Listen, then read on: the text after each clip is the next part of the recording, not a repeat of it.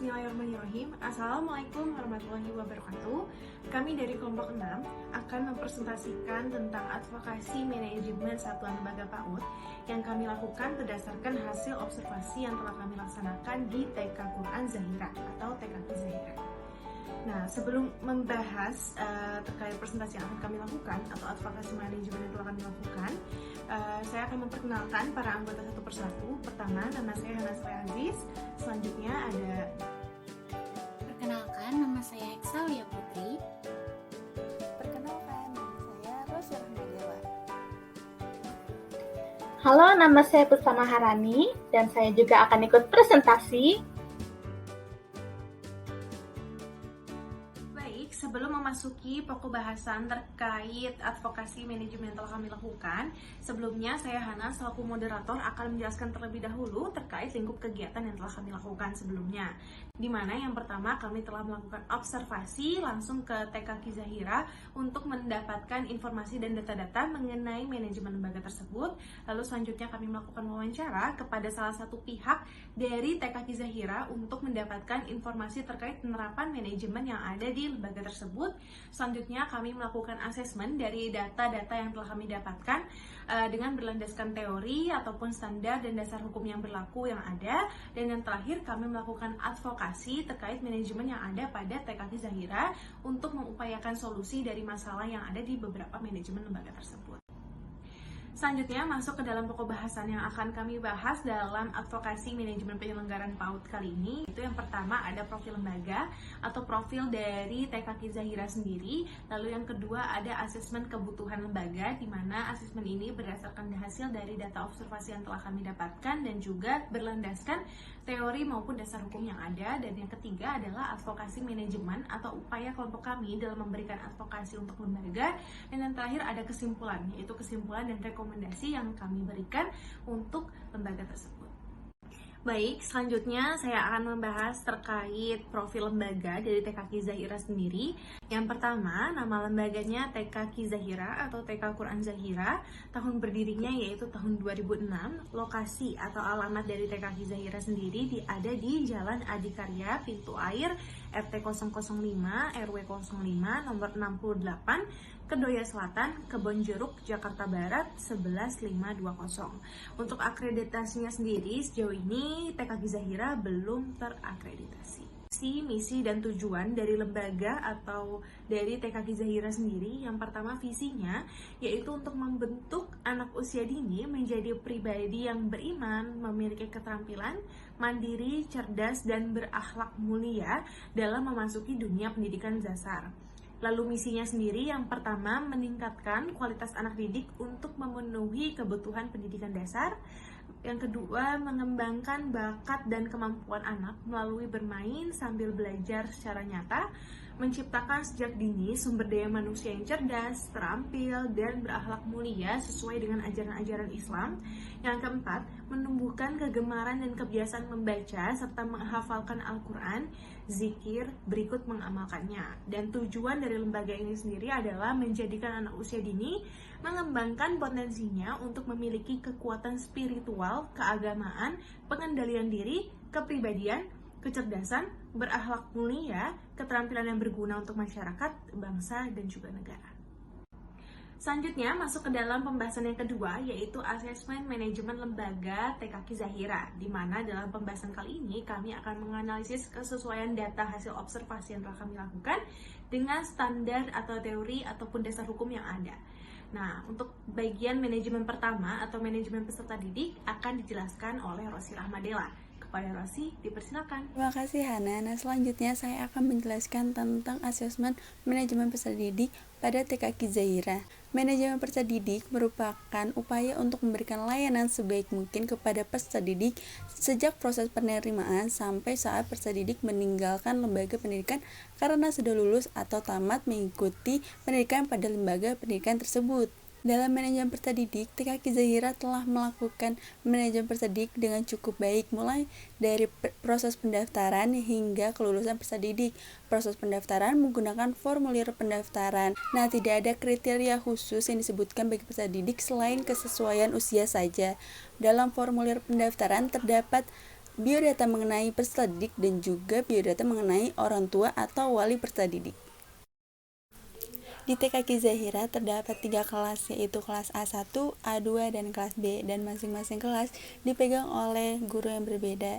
Dan untuk daftar nama-nama siswa, TK Ki Zahira masih menggabungkan daftar nama-nama siswa menjadi satu dokumen, merujuk pada pedoman sarana dan prasarana yang menjelaskan bahwa luas lahan disesuaikan dengan jenis layanan, jumlah anak, dan kelompok usia minimal 3 meter persegi per anak.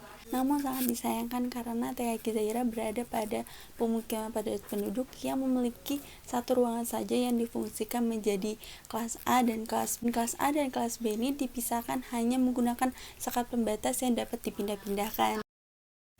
Selanjutnya, pencatatan data lulusan TK Ki Zahira masih terbilang kurang terorganisir, namun terdapat rapot dan juga foto kelulusan siswa. TK Ki Zahira tidak memiliki buku atau dokumen kelulusan siswa secara spesifik. Nah, seharusnya setiap data lulusan peserta didik didata dalam buku atau dokumen yang terorganisir berserta dengan foto yang menggambarkan kelulusan peserta didik. Dan TK Ki Zahira juga tidak memberikan informasi secara spesifik bagaimana proses pembelajaran yang berlangsung saat di TK Ki Zahira. Dan selanjutnya, manajemen kurikulum, isi program, dan proses pembelajaran akan dilaksanakan oleh Hanan. Kepada Hanan dipersilakan. Baik, terima kasih Rosi. Selanjutnya, saya akan menjelaskan terkait manajemen kurikulum, isi program, dan juga proses pembelajaran yang ada di TK Quran Zahira. Dalam manajemen kurikulum, isi program, dan juga proses pembelajaran yang ada dalam TK Ki Zahira, di mana kepala sekolah dari TK Ki Zahira menjelaskan kepada kami bahwa mereka memiliki kurikulumnya sendiri yang bernama kurikulum TK Ki Zahira. Pada kurikulum ini ditekankan pada pembelajaran Al-Quran seperti hafalan dan membaca berbagai macam doa, hafalan tahfiz, dan yang lain-lainnya. Selain itu, TK Ki Zahira juga menekankan pada pembelajaran calistung untuk peserta didiknya. Kurikulum dikelola oleh kepala sekolah, guru, dan juga kelompok kerja pondok pesantren. Namun, TK Ki Zahira juga menggunakan kurikulum K13 yang mereka gunakan pada buku pembelajaran sehari-hari.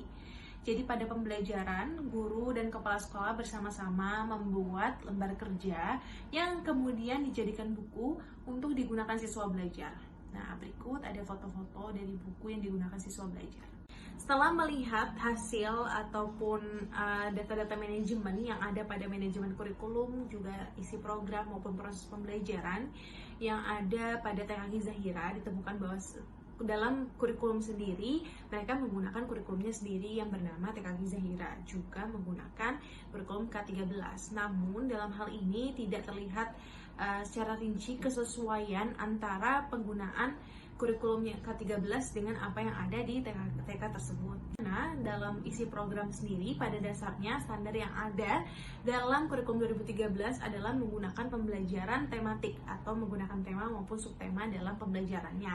Hal ini tidak terlihat dalam isi program yang ada dalam TK Ki Zahira.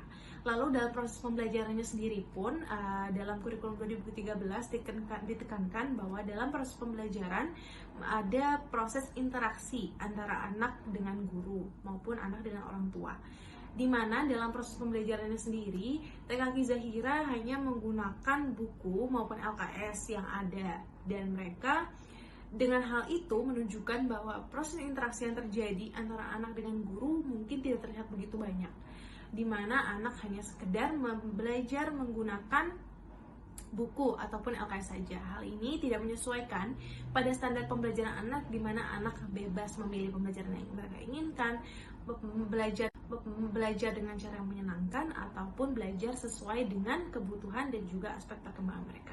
Jadi hanya berdasarkan apa yang ada di buku. Seperti itu. Selain pembelajaran tematik, dalam kurikulum 2013 juga ditekankan pada pendekatan saintifik, di mana pendekatan saintifik ini bertujuan untuk membangun pola berpikir yang sistematis dengan rangkaian proses yang saling berkesinambungan dari yang paling konkret berkembang menjadi karya nyata sebagai hasil olah pikir tingkat tinggi yang dilakukan oleh anak. di mana keterampilan berpikir saintifik ini diterapkan dalam proses pembelajaran yang dimulai dengan mengamati, menanya, mengumpulkan informasi, menalar, dan juga mengkomunikasikan. Hal ini belum terlihat di TKQ Zahira, di mana proses pembelajaran yang dilakukan hanya sekedar dengan menggunakan buku pembelajaran ataupun LKS yang ada saja. Jadi anak tidak diberikan kesempatan untuk mengamati terlebih dahulu, lalu mereka berkesempatan untuk menanya atau mengumpulkan informasi, menalar, dan juga mengkomunikasikan. Jadi hal ini belum terlihat secara rinci dalam pembelajaran yang ada di TKQ Zahira. Selain pembelajaran tematik, dalam kurikulum 2013 juga ditekankan pada pendekatan saintifik, di mana pendekatan saintifik ini bertujuan untuk membangun pola berpikir yang sistematis dengan rangkaian proses yang saling berkesinambungan dari yang paling konkret berkembang menjadi karya nyata sebagai hasil olah pikir tingkat tinggi yang dilakukan oleh anak, di mana keterampilan berpikir saintifik ini diterapkan dalam proses pembelajaran yang dimulai dengan mengamati, menanya, mengumpulkan informasi, menalar, dan juga mengkomunikasikan. Hal ini belum terlihat di TKQ Zahira, di mana proses pembelajaran yang dilakukan hanya sekedar dengan menggunakan buku pembelajaran ataupun LKS yang ada saja. Jadi anak tidak diberikan kesempatan untuk mengamati terlebih dahulu, lalu mereka berkesempatan untuk menanya atau mengumpulkan informasi, menalar, dan juga mengkomunikasikan. Jadi hal ini belum terlihat secara rinci dalam pembelajaran yang ada di TKQ Zahira. Selanjutnya juga model pembelajaran yang ada dalam suatu lembaga, di mana model pembelajaran juga merupakan salah satu standar yang ada dalam kurikulum 2013. Pada hal ini, jika melihat dari hasil data observasi yang telah dilakukan, model pembelajaran atau pembelajaran dilakukan di TKQ Zahira ini hanya sekedar menggunakan model pembelajaran klasikal saja, di mana hanya sekedar menggunakan buku maupun LKS tanpa menggunakan media-media lainnya, seperti itu. Baik, itu tadi asesmen dari manajemen kurikulum, isi program, dan juga proses pembelajaran yang ada di TKQ Zahira. Selanjutnya, materi tentang manajemen pendidik dan tenaga pendidik akan dijelaskan oleh Rani. Kepada Rani, dipersilakan. Halo dan terima kasih Hanan untuk sebelumnya yang berpresentasi sebelum Rani. Sekarang saya akan menjelaskan tentang manajemen pendidik dan tenaga kependidikan. Let's go. Nah, di sini ya dituliskan TKQ Zahira itu memiliki 5 orang tenaga pendidik dengan deskripsi sebagai berikut. Nah, ini adalah nama-nama gurunya, pendidikan terakhir mereka atau gelarnya, lalu ada jabatannya. Nah, di sini ada kepala sekolah, guru TKB, TKA, sama guru pembelajaran agama.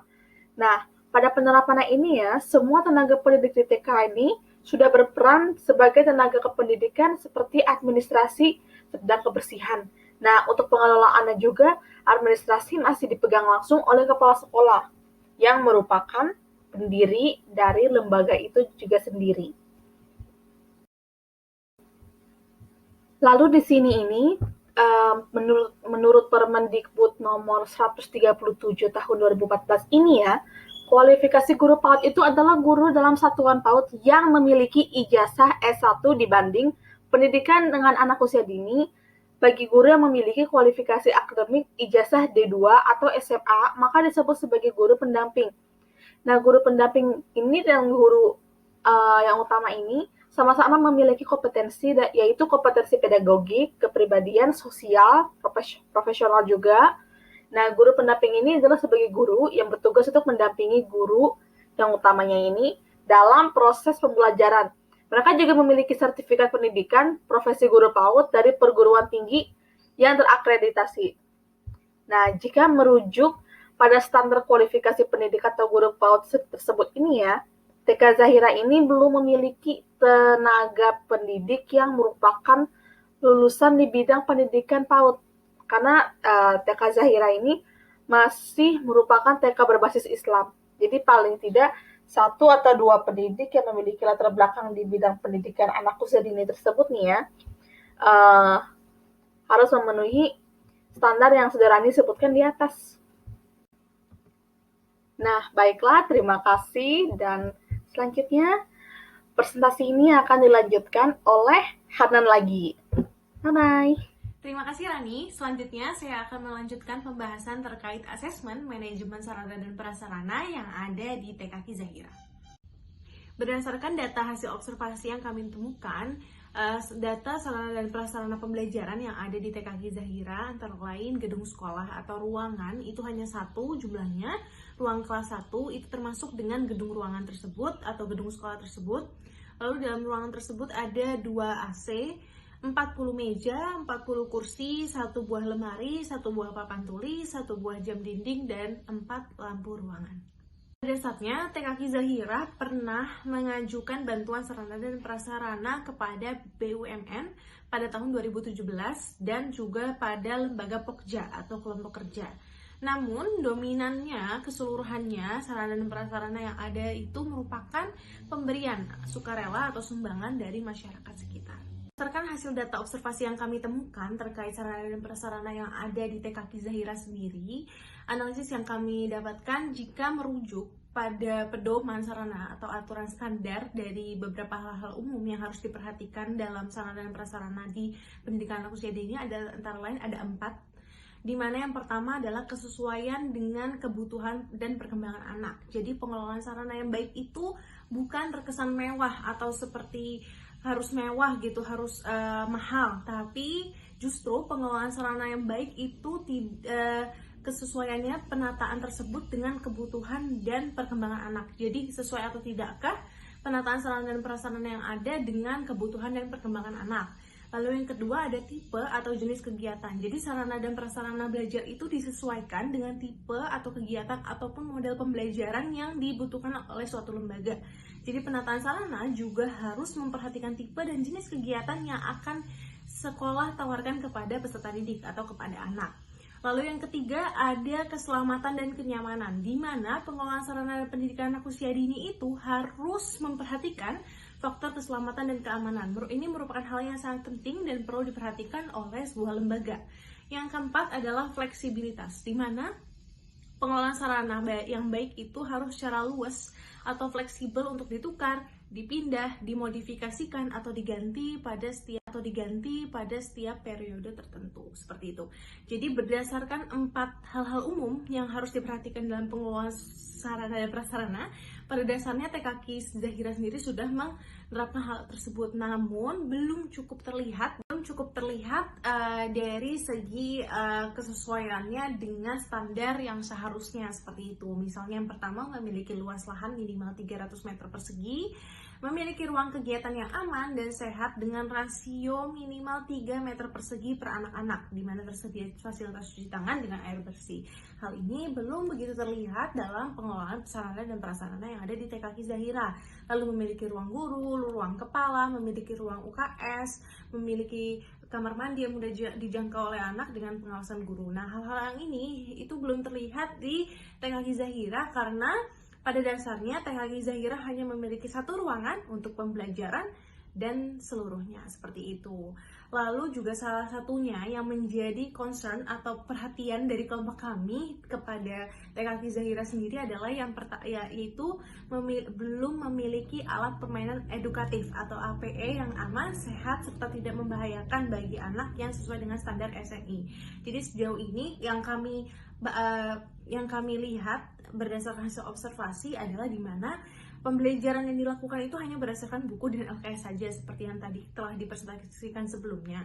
Oleh karena itu, kelompok kami memiliki perhatian khusus terhadap media pembelajaran yang belum ada di TK ini, seperti itu. Baik, untuk pemaparan asesmen manajemen selanjutnya akan dipresentasikan oleh Hexa. Kepada Hexa, dipersilakan. Terima kasih kepada Hanan. Selanjutnya saya akan menjelaskan tentang asesmen hasil dan lulusan TKK Zahira. Pertama ada catatan kelulusan. Di TKK Zahira mereka menggunakan ijazah, rapot, dan foto kelulusan. Kemudian mereka memiliki buku induk yang berisi data-data dari hasil lulusan dari sekolah mereka. Namun mereka tidak memiliki buku atau dokumentasi yang berisi hasil-hasil lulusan dari TKK Zahira secara spesifik. Kemudian ada mutasi kepindahan siswa. Pada TKK Zahira, mereka hanya menggunakan surat yang nantinya akan ditulis oleh orang tua siswa yang akan pindah. Kemudian jika TK Ki Zahira mengizinkan anak tersebut untuk pindah, maka orang tua dapat memindahkan anaknya dari TK Ki Zahira. Selanjutnya ada catatan prestasi. Secara spesifik, ketika kami mengobservasi dan mewawancarai kepala sekolah berkata jika mereka belum memiliki prestasi di sekolahnya. Namun ketika kami mengobservasi ruang kelas, mereka memiliki 2 buah piala yang kami juga tidak mengetahui itu piala apa. Selanjutnya, tujuan dari hasil lulusan adalah mereka telah secara akurat menentukan jika siswa-siswinya sudah atau berhak lulus dari TK Ki Zahira. Jika mereka sudah memiliki sebuah dokumen yang jelas, maka perlu ada penelusuran lebih jelas lagi bagaimana penilaian dari guru maupun kepala sekolah. Dalam hal ini, TK Ki Zahira telah memenuhi tentang dokumen. Namun, mereka belum menjelaskan secara spesifik apakah anak tersebut sudah berhak atau sudah boleh lulus dari sekolah dengan hasil-hasil yang sangat akurat. Seperti itu. Presentasi selanjutnya tentang manajemen pembiayaan akan dijelaskan oleh Rani. Kepada Rani, dipersilakan. Baik, terima kasih Hexa yang sebelumnya sudah menjelaskan. Rani sekarang akan menjelaskan tentang manajemen pembiayaan. Nah, dari hasil observasi kita ini, TK Ki Zahira ini memiliki pendanaan yang datang dari 2 arah, yaitu dana pribadi dan dana bantuan. Dana pribadi ini berupa pendaftaran, yaitu berjumlah 690.000, dan itu tuh sudah termasuk seragam, foto, rapor, buku pembelajaran tuh ya, sama administrasi. Jadi semua sudah termasuk. Nah, selain itu tuh ya, SPP bulanan mereka itu 100.000 per bulan. Nah, TK Zahira ini juga menerima bantuan yang bernama dana hibah dari Kementerian Agama dari tahun 2019 sampai 2020. Nah, dana ini dikatakan sebesarnya ini 500.000 dan ini berlangsung selama 6 bulan. Nah, di slide selanjutnya ini yang saya perlihatkan, di sini saya akan menjelaskan, jadi pengelolaan pembiayaannya ini sudah baik, namun perlu dirinci lagi agar terlihat biaya keluarnya. Biaya yang masuk itu tuh biaya yang harus digunakan untuk setiap hari, per minggu atau per bulan, per semester. Nah, dengan hal ini manajemen pembiayaan ini dibutuhkan dalam setiap pelayanan PAUD. Nah, tujuan dari adanya manajemen pembiayaan ini tuh ya agar mengatur semua hal-hal yang termasuk dengan urusan keuangan, sehingga upaya pemerolehan data dari berbagai sumber ini dapat dilakukan dengan sebaik-baiknya. Selain itu, tujuan pelaksanaan manajemen pembiayaan itu adalah untuk mengatur semua pemanfaatan data dengan baik yang dapat dari segala sumber ini. Lalu pembiayaan anak usia dini ini dapat diperkirakan dari anggaran resmi dan catatan pengeluaran dari sumber daya yang benar-benar digunakan dengan menyusun model simulasi biaya. Nah, selanjutnya akan diambil alih oleh Rosi, yaitu manajemen parenting. Terima kasih Rani. Nah, selanjutnya yaitu manajemen parenting. Manajemen parenting adalah wadah komunikasi antar orang tua. Nah, di samping untuk memberikan sosialisasi terhadap program-program yang diselenggarakan oleh lembaga PAUD. Secara umum, tujuan dari program parenting adalah untuk mengajak orang tua bersama-sama memberikan yang terbaik bagi anak-anak mereka. Nah, program parenting ini sangat penting dilaksanakan di lembaga PAUD karena program parenting dapat dijadikan suatu kegiatan yang punya manfaat positif bagi pesertanya. Nah, misalnya dapat merubah pola asuh yang tadinya tidak sesuai dengan perkembangan anak menjadi pola asuh yang sesuai dengan karakter dan perkembangan anak.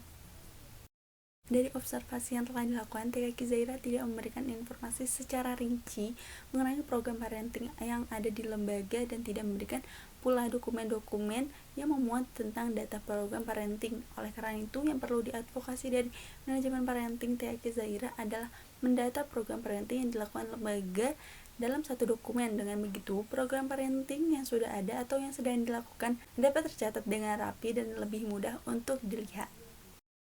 Nah, selanjutnya dokumen program parenting juga dapat dilengkapi dengan dokumentasi atau foto-foto saat berlangsungnya program parenting. Untuk pembentukan program parenting yang lebih terorganisir, TKK Zahira dapat melakukan tahapan-tahapan pembentukan program parenting yang sesuai dengan pedoman penyelenggaraan pendidikan anak usia dini berbasis keluarga, yaitu pertama, melakukan identifikasi kebutuhan orang tua, kedua, membentuk kepanitiaan parenting yang melibatkan komite sekolah, ketiga, membuat job deskripsi masing-masing bagian, keempat, menyusun program, kelima, menyusun jadwal kegiatan, keenam, mengidentifikasikan potensi dan mitra pendukung, ketujuh, melaksanakan program sesuai dengan agenda, kedelapan, melakukan evaluasi dan kesepakatan bersama. Dengan mengikuti tahapan-tahapan tersebut, program parenting yang ada di TKK Zahira akan lebih terorganisir dan sesuai dengan kebutuhan orang tua, anak, dan juga lembaga, dan tentunya data-data yang ada akan tercatat dengan rapi dan juga mudah untuk dilihat. Selanjutnya, evaluasi dan supervisi akan dijelaskan oleh Hexa. Kepada Hexa dipersilahkan. Terima kasih Rosi. Selanjutnya saya akan menjelaskan tentang asesmen, evaluasi, dan supervisi yang ada di TKK Zahira. Mereka sering mengadakan evaluasi spontan yang dilakukan per hari atau per bulan, dan terakhir ada evaluasi besar-besaran yang dilakukan pada tahun ajaran baru. Di sini kepala sekolah memimpin 4 orang guru, kemudian mereka akan membicarakan program mana yang akan diperbaharui dan program mana yang harus dipertahankan di TKK Zahira. Selanjutnya ada supervisi. TKK Zahira terakhir mengadakan supervisi pada tahun 2016 yang dipimpin oleh kepala sekolah dan Pokja di bawah Kementerian Agama. Yang dibahas adalah supervisi akademik dan supervisi manajerial. Di sini sangat disayangkan karena hanya mensupervisi manajerial, program, dan akademik, tidak melakukan supervisi kepada kepala sekolah maupun pendiri dari lembaga tersebut. Padahal supervisi kepala sekolah sangat diperlukan dalam hal ini karena kepala sekolah lah yang memegang program-program yang berjalan di TKK Zahira. Selanjutnya saya kembalikan kepada moderator. Terima kasih. Baik, terima kasih Hexa. Itu tadi pembahasan terkait asesmen manajemen yang kami lakukan terhadap data atau hasil observasi terkait manajemen yang ada di TKK Zahira. Nah, selanjutnya kami akan masuk ke pembahasan yang ketiga, yaitu advokasi manajemen atau upaya kelompok kami dalam memberikan advokasi maupun solusi untuk masalah yang ada di beberapa manajemen yang ada di TKK Zahira. Advokasi manajemen TKK Zahira yang kami lakukan ini menyesuaikan dengan keadaan yang ada pada lembaga TKK Zahira saat ini. Oleh karena itu, advokasi manajemen yang kami pilih adalah 4 manajemen. Yang pertama, manajemen peserta didik. Yang kedua, manajemen proses pembelajaran. Yang ketiga, manajemen sarana dan prasarana. Dan yang keempat, manajemen marketing. Untuk pembahasan pertama terkait advokasi manajemen peserta didik akan dibahas oleh Rosi. Kepada Rosi, dipersilakan. Terima kasih Hana. Nah, selanjutnya yaitu advokasi manajemen peserta didik pada TKK Zahira. Nah, karena TKK Zahira hanya memiliki satu ruangan yang difungsikan menjadi 3 kelas, maka akan sulit untuk mengatur kegiatan bagi peserta didik agar kondusif dan juga peserta didik dapat fokus pada kegiatan. Oleh karena itu, ruangan tersebut sebaiknya diberikan sekat permanen yang membagi ruangan menjadi 3 kelas. Dengan begitu, kegiatan belajar mengajar akan lebih kondusif dan peserta didik dapat lebih fokus pada kegiatan yang sedang ia lakukan. Nah, namun jika dirasa sulit untuk membuat sekat permanen, TKK Zahira dapat mengatur jadwal kegiatan secara bergantian. Misalnya kelas A1 dan kelas 2 melakukan kegiatan belajar di luar ruangan dan kelas B melakukan kegiatan belajar di dalam ruangan, dan begitupun sebaliknya. Dengan begitu, kegiatan belajar mengajar akan lebih kondusif dan suara antar kelas tidak terlalu terdengar. Nah, lalu data yang berisi nama-nama peserta didik yang telah lulus harus direkap dalam satu dokumen. Nah, dokumen kelulusan peserta didik diisi dengan nama-nama peserta didik dan juga foto kelulusan bersama. Selanjutnya, perencanaan dan pelaksanaan program belajar yang termasuk dalam manajemen peserta didik juga perlu dirancang sesuai dengan perkembangan peserta didik. Karena menurut Badrudin tahun 2014, manajemen peserta didik sendiri memiliki tujuan khusus, yaitu yang pertama, meningkatkan pengetahuan, keterampilan, dan psikomotorik peserta didik. Kedua, menyalurkan dan mengembangkan kemampuan umum, bakat, dan minat peserta didik. Ketiga, menyalurkan aspirasi, harapan, dan juga memenuhi kebutuhan peserta didik. keempat, peserta didik dapat mencapai kebahagiaan dan kesejahteraan hidup yang lebih lanjut dan dapat belajar dengan baik serta mencapai cita-cita mereka. Nah, selanjutnya proses pembelajaran yang dilakukan pada TKQ Zahira perlu diambil dokumentasinya setiap hari pada setiap anak. Nah, dokumentasi diambil karena dokumentasi dapat menjadi dokumentasi penilaian pada peserta didik dan juga dapat menjadi dokumentasi hasil karya peserta didik yang akan dibagikan pada akhir semester. Dengan dokumentasi, guru juga akan menjadi lebih mudah ketika melakukan asesmen karena tidak mungkin guru menghafal yang dilakukan oleh setiap anak. Nah, karena itu dokumentasi perlu dilakukan. Selanjutnya, advokasi manajemen proses pembelajaran akan dijelaskan oleh Hanan. Kepada Hanan dipersilakan. Baik, terima kasih Rosi atas penjelasannya. Selanjutnya saya akan melanjutkan pembahasan terkait advokasi manajemen yang kedua, yaitu manajemen proses pembelajaran. Jadi dengan menyesuaikan keadaan yang ada di TKQ Zahira, yaitu memiliki satu ruangan untuk pembelajarannya, kami memilih untuk mengadvokasi atau memberikan solusi terkait proses pembelajaran yang dapat dilakukan di TKQ Zahira, yaitu menggunakan model pembelajaran area. Salah satu proses pembelajaran yang dapat dilakukan adalah model area. Jadi model ini dikembangkan oleh HighScope di Amerika Serikat dan dikenalkan di Indonesia oleh Children Resources International Inc. Di mana model area ini memfasilitasi kegiatan anak secara individu dan kelompok untuk perkembangan semua aspek. Meskipun tidak banyak area yang bisa dikembangkan atau dibuat dalam kelas TKQ Zahira ini, kelompok kami menyarankan atau memberikan solusi untuk membentuk 4 area utama. Jadi 4 area ini nggak cuma hanya bisa mengembangkan keempat aspek saja, tapi justru bisa mengembangkan semua aspek perkembangan anak. Nah, keempat model area tersebut yang dapat dikembangkan di TKQ Zahira itu antara lain ada area imtak yang menyesuaikan dengan kurikulum dari TKQ Zahira sendiri, yang kedua ada area bahasa, yang ketiga ada area matematika, dan yang keempat ada area seni. Baik, selanjutnya dalam penataan area tersendiri, di mana dalam area imtak, di area imtak ini dapat melakukan kegiatan yang memfasilitasi belajar tentang kegiatan ibadah sehari-hari atau kegiatan agama, lalu seperti melakukan praktek sholat, membaca Iqra, tahfiz, membaca Al-Quran, membaca doa sehari-hari, dan lain sebagainya. Tentu kurikulum TKQ Zahira sendiri dapat digunakan dalam area ini. Lalu yang kedua ada area bahasa, di mana TKQ Zahira sendiri juga menekankan bahwa pembelajarannya itu menekankan pada calistung atau membaca, menulis, menghitung. Namun tidak semata-mata itu saja, seharusnya dalam area bahasa sendiri juga dapat dikembangkan kemampuan berbahasa anak mulai dari kegiatan menyimak sampai dengan kegiatan menulis. Jadi dalam area ini anak dapat membaca, menulis, dimulai dengan mengenal simbol-simbol sederhana dari benda yang ada di sekitar anak, lalu membuat coretan di atas kertas, kegiatan melihat-lihat buku atau membacakan cerita, dan adalah kegiatan yang dapat dilakukan di area ini. Jadi guru perlu mengetahui terlebih dahulu bahwa kegiatan dalam area bahasa itu tidak hanya semata-mata anak harus bisa membaca dan anak harus bisa menulis.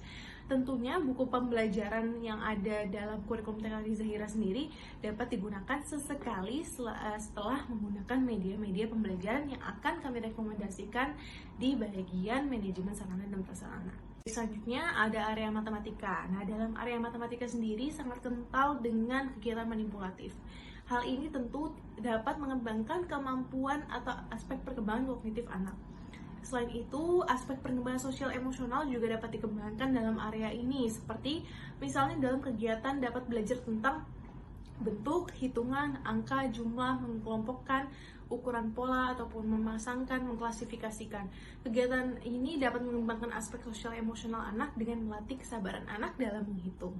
Seperti itu. Lalu yang terakhir ada area seni, di mana di dalam area seni ini kegiatan yang dapat dilakukan antara lain finger painting atau melukis di atas kertas, melukis bebas di atas kertas menggunakan tangan, atau mungkin menggambar, mewarnai sederhana, melukis dengan kelereng, dengan sikat gigi, dan lain sebagainya. Jadi media pembelajaran di semua area ini dapat menggunakan media pembelajaran sederhana yang ada di sekitar anak gitu. Jadi nggak harus menuntut anak dengan sekedar menggunakan buku pembelajaran ataupun LKS saja, tapi juga dapat mengembangkan media pembelajaran atau alat permainan edukatif sederhana yang dapat digunakan dan dibuat dengan bahan-bahan yang ada di sekitar anak, seperti itu. Selanjutnya, kelompok kami juga mengupayakan sebuah solusi untuk penataan ruang atau pengelolaan ruang kelas di TKK Zahira. Jadi meskipun dengan satu ruangan, tapi dalam satu ruangan ini tentu bisa dibagi menjadi 4 area tadi, di mana di site plan penataan ruang model ini bisa digunakan atau diterapkan dalam TKK Zahira sendiri untuk penataan model pembelajaran area. Pertama ada di habis pintu itu ada area imtak yang bisa dilakukan dengan pembelajaran agama, lalu ada area bahasa gitu. Nah di situ bisa ditaruh bangku dan kursi untuk anak-anak belajar, atau bisa dengan lesehan aja duduk di bawah gitu, misalnya dipasang karpet seperti itu. Jadi dalam ruang kelas itu nggak penuh dengan kursi ataupun meja seperti itu. Lalu ada area seni dan juga area matematika. Jadi site plan penataan ruang ini bisa disiasati atau digunakan dalam pembelajaran model area yang meskipun terbatasnya ruang di TKK Zahira seperti itu. Nah, untuk kegiatan fisik motorik sendiri bisa dilakukan banyak di luar kelas. Jadi anak-anak dalam kegiatan fisik motorik itu dapat mengeksplorasi banyak hal di luar kelas gitu. Jadi nggak melulu kegiatan itu dilakukan di dalam kelas seperti itu. Seperti yang tadi juga telah dijelaskan oleh Rosi dalam advokasi manajemen peserta didik, di mana kelas sendiri bisa dibagi menjadi pengelompokan kelas seperti itu. Baik, selanjutnya untuk manajemen sarana dan prasarana akan dijelaskan oleh Hexa. Kepada Hexa dipersilakan. Kepada Hanan, selanjutnya saya akan menjelaskan tentang advokasi sarana dan prasarana di TKK Zahira. Karena keterbatasan tempat, jadi kami menyarankan jika TKK Zahira dapat menambah sarana yang digunakan untuk menunjang proses berjalannya belajar mengajar. Sebagai contoh, kami memasukkan gambar-gambar media yang telah kami buat selama masa perkuliahan. Misalnya pada area matematika, di sini ada beberapa media dari bahan-bahan yang cukup mudah dicari dan dapat didaur ulang, kemudian dapat digunakan untuk membuat media yang baru. Sebagai contoh, di sini ada angka gantung dan permainan mencari angka. Kemudian untuk area seni, di sini ada alat musik yang kami buat menggunakan bahan-bahan yang didaur ulang. Kemudian area bahasa, kami membuat itu dari bahan-bahan yang ada di sekitar dan dapat ditemukan dengan mudah maupun dapat menggunakan bahan daur ulang. Selanjutnya tentang advokasi marketing akan dijelaskan oleh Rani. Kepada Rani dipersilakan. Halo dan terima kasih untuk yang sebelumnya sudah presentasi, yaitu Hexa. Saya akan menjelaskan tentang manajemen marketing. Nah, manajemen marketing ini nih ya, dari hasil observasi ini yang dapat dilakukan salah satu manajemen yang tidak tampak. Karena bagaimana TK Zahira ini memasarkan PAUD-nya itu kepada masyarakat. Nah, saat wawancara ini, satu pihak sekolah, mereka menyatakan bahwa marketing atau pemasaran yang mereka lakukan itu hanya sekedar mulut ke mulut saja. Sementara ini di bawah ini, yang saya tunjukkan ini, dalam sektor kesatuan pendidikan anak usia dini ini nih ya, pemasaran itu memegang peran sangat penting untuk keberlangsungan suatu lembaga. Nah, pemasaran yang dalam satuan PAUD ini tidak hanya berperan dalam meningkatkan jumlah siswa, tapi juga merupakan pendekatan holistik yang menggabungkan keterlibatan masyarakat, orang tua, dan pemangku kepentingan, serta pengetahuan masyarakat mengenai adanya satuan PAUD tersebut, yaitu PAUD TKK Zahira. Nah, di sini saya akan menunjukkan brosur-brosurnya nih ya. Ini brosur yang mereka pakai, yaitu di sini bisa terlihat ada foto sekolahnya dan nama TK-nya, ada pembelajaran yang mereka tunjukkan agar orang tua dapat mendapat kejelasan atas pembelajaran macam apa yang mereka lakukan. Lalu ada visi misinya dan ada background-nya. Terlihat bagus ya sebenarnya, tapi mungkin butuh lebih banyak detail lagi untuk menarik perhatian orang tua. Baiklah, saya akan kembalikan ini ke moderator. Terima kasih. Terima kasih Rani atas penjelasannya terkait manajemen marketing. Untuk manajemen marketing tadi adalah penutup dari advokasi manajemen yang kami upayakan untuk TKK Zahira. Selanjutnya, saya akan menjelaskan terkait kesimpulan ataupun rekomendasi yang kami upayakan untuk TKK Zahira. Baik, kesimpulan yang dapat kami berikan dari kelompok 6 untuk manajemen TKK Zahira adalah secara keseluruhan TKK Zahira ini masih memerlukan banyak hal untuk dikembangkan dalam manajemen penyelenggaraan layanan, seperti dari manajemen peserta didik tadi, yaitu pengelompokan peserta didik yang lebih rinci ini sangat diperlukan dalam kegiatan pembelajaran, lalu mengembangkan isi program ataupun prosedur pembelajaran, di mana kelompok kami menyarankan untuk menggunakan model pembelajaran area yang meskipun terbatasnya ruang, tapi tentu saja dalam satu ruangan itu bisa dibagi menjadi beberapa area, di mana tadi ada area imtak, area bahasa, area matematika, dan juga area seni yang dapat mengembangkan keenam aspek perkembangan anak tentunya. Dan tentunya dalam proses pembelajaran ini sendiri membutuhkan media pembelajaran atau sarana belajar yang memadai. Jadi dari kelompok kami sendiri menyarankan beberapa alat permainan edukatif sederhana yang bisa digunakan dalam setiap area pembelajaran, mulai dari area seni, area matematika, area bahasa, dan juga area imtak, seperti itu. Dan yang terakhir ada manajemen marketing yang perlu dikembangkan oleh TKK Zahira sendiri. Karena dari hasil observasi yang kami terima pun TKK Zahira tidak secara khusus mengadakan manajemen marketing tersebut. Oleh karena itu, kelompok kami menyarankan atau mengupayakan pembuatan brosur untuk TKK Zahira agar dapat membagikannya kepada orang tua maupun masyarakat lainnya, seperti itu. Selain brosur juga, kelompok kami menyarankan site plan atau pengelolaan ruangan kelas yang bisa digunakan dalam model pembelajaran area.